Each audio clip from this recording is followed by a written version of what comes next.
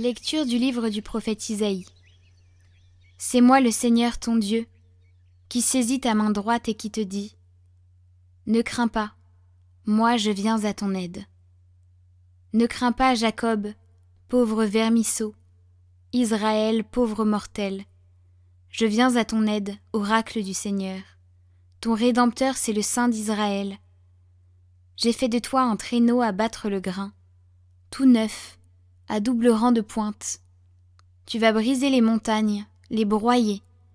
Tu réduiras les collines en menu paille. Tu les vanneras. Un souffle les emportera. Un tourbillon les dispersera.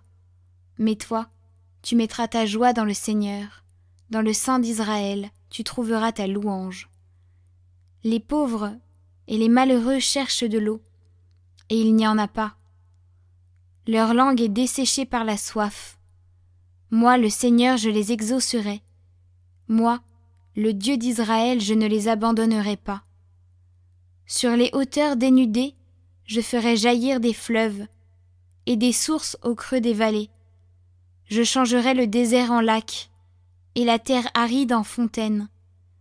Je planterai dans le désert le cèdre et l'acacia, le myrte et l'olivier.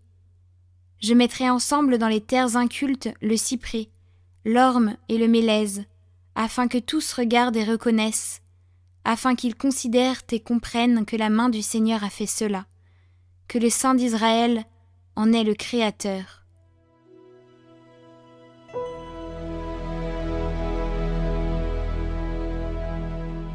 Le Seigneur est tendresse et pitié, lent à la colère et plein d'amour. Je t'exalterai, mon Dieu, mon roi, je bénirai ton nom toujours et à jamais. La bonté du Seigneur est pour tous, sa tendresse pour toutes ses œuvres.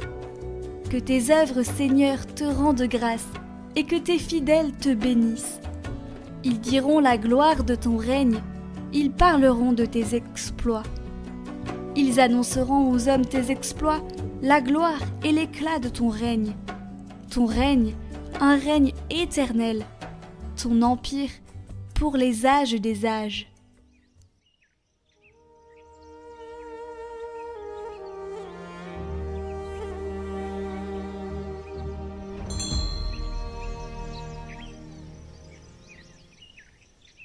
Évangile de Jésus-Christ selon saint Matthieu. En ce temps-là, Jésus déclarait aux foules : Amen, je vous le dis, parmi ceux qui sont nés d'une femme, personne ne s'est levé de plus grand que Jean le Baptiste. Et cependant, le plus petit dans le royaume des cieux est plus grand que lui. Depuis les jours de Jean le Baptiste jusqu'à présent, le royaume des cieux subit la violence, et des violents cherchent à s'en emparer. Tous les prophètes, ainsi que la loi, ont prophétisé jusqu'à Jean. Et si vous voulez bien comprendre, c'est lui, le prophète Élie, qui doit venir. Celui qui a des oreilles, qu'il entende.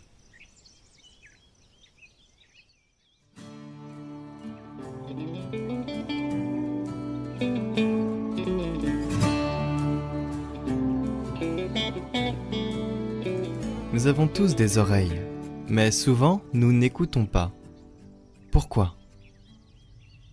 Frères et sœurs, il existe en effet une surdité intérieure, que nous pouvons aujourd'hui demander à Jésus de toucher et de guérir. Et cette surdité intérieure est pire que la surdité physique, car c'est la surdité du cœur. Dans notre hâte, avec 1000 choses à dire et à faire, nous ne trouvons pas le temps de nous arrêter et d'écouter ce qui nous parle. Nous risquons de devenir imperméables à tout et de ne pas faire de place à ceux qui ont besoin d'être écoutés. Je pense aux enfants, aux jeunes, aux personnes âgées, à tous ceux qui n'ont pas tant besoin de paroles et de sermons, mais d'être écoutés.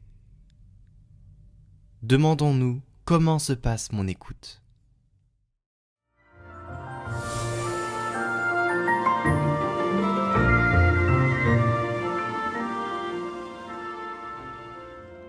Bonjour, chers amis, je suis heureux de vous rejoindre sur le chemin de Noël. Je suis Dominique Lebrun, archevêque de Rouen, et ensemble, nous allons vers Noël. Et peut-être que déjà nous faisons des cadeaux. Cela me fait penser à 1980. J'étais au séminaire et avec un ami, nous décidons d'aller en Campanie, près de Naples, parce que le 30 novembre, il y a eu un tremblement de terre. 5000 morts, la moitié des maisons par terre et les églises impraticables. Et nous voici partis avec une vieille 4L remplie de pullovers et de choses de première nécessité que nous voulons apporter. Sur place, le choc. On ne sait pas très bien vers qui se tourner, comment aider, on fait de notre mieux. Mais surtout, séminaristes, nous avons envie d'aller à la messe.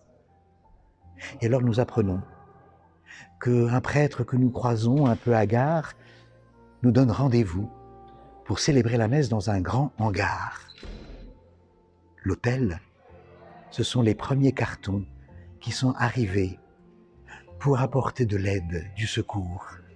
Nous célébrons la messe sur ces cartons. Et dimanche après dimanche, voilà que le hangar se transforme en cette grande grotte de Bethléem, où il y a tous les cadeaux, tous les cœurs qui s'ouvrent au moment de Noël. Vous allez sans doute faire des cadeaux. Je vous invite à passer par l'Eucharistie pour que vos cadeaux soient vraiment des cadeaux qui viennent du ciel et qu'ils soient des cadeaux pour partager, peut-être avec les plus pauvres. Préparez-vous bien à Noël, faites de beaux cadeaux aussi à vos proches. Et déjà, joyeux Noël!